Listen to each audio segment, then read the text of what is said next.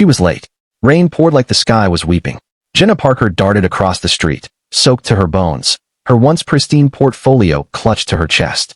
She could feel the edges curling, the paper inside warping with moisture. It was her only copy. Her phone was dead. Her shoes squeaked with every step as she ran through the revolving doors of Brant Tech Industries. "Hi," she panted at the receptionist. "Hi, I have a job interview. Jenna Parker." 11 a.m. The woman behind the counter raised a brow, glancing at the clock. 11:07. "Have a seat," the receptionist said curtly. "Someone will be with you." Jenna slumped into a sleek, cold leather chair, her heart pounding. She had spent months applying, sending out resumes, and finally, this was her chance. A position as an assistant in one of the biggest tech firms on the East Coast. She didn't have a fancy degree, just grit, determination, and a knack for organizing chaos. Brant Tech could change everything. 10 minutes passed. A woman in a navy blazer approached her. "Miss Parker? Follow me." Jenna rose, gripping her ruined folder. She followed the woman into a wide conference room, polished floors glistening under the lights. And there, near the window, sat a man in a wheelchair. Her heart skipped. Everyone knew him. Gabriel Brant, the CEO himself. Brilliant, mysterious, reclusive since the car crash 2 years ago that had left him paralyzed from the waist down. He turned his head toward her. Jenna's nerves spiked.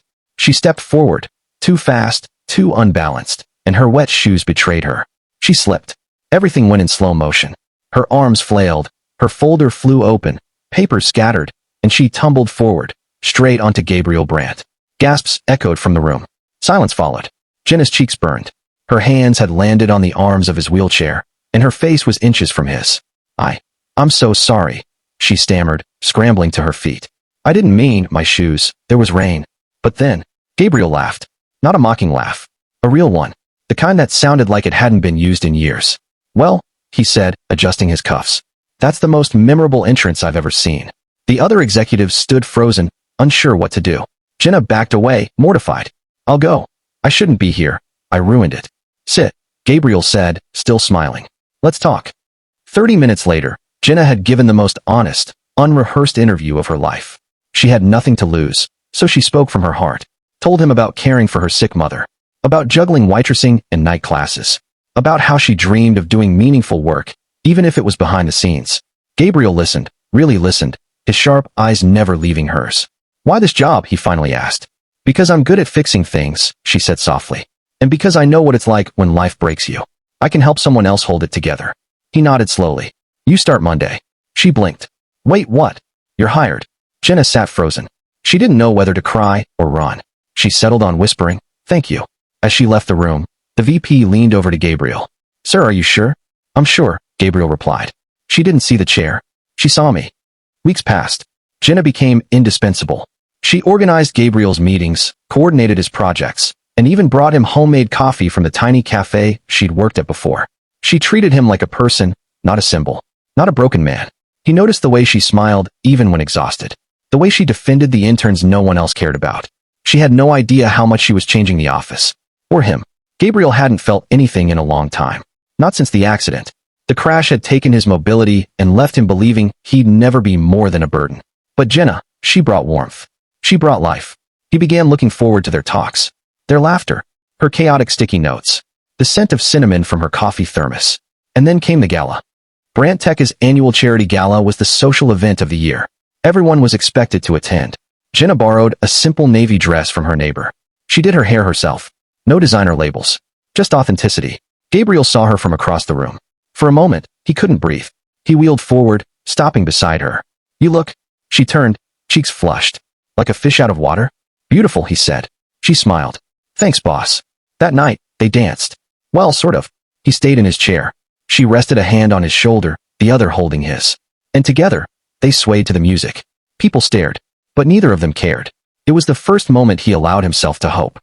A week later, Jenna's mother passed away. Gabriel gave her a month of paid leave. He sent flowers, food, a handwritten note. Jenna cried reading it. He had written, "You've given so much to others. Let us carry you now." When she returned, her eyes were tired but grateful. "I'm okay," she said. "No," Gabriel replied gently. "You're not. But you will be." And slowly, she was. The day Jenna resigned, everyone was shocked. "Why?"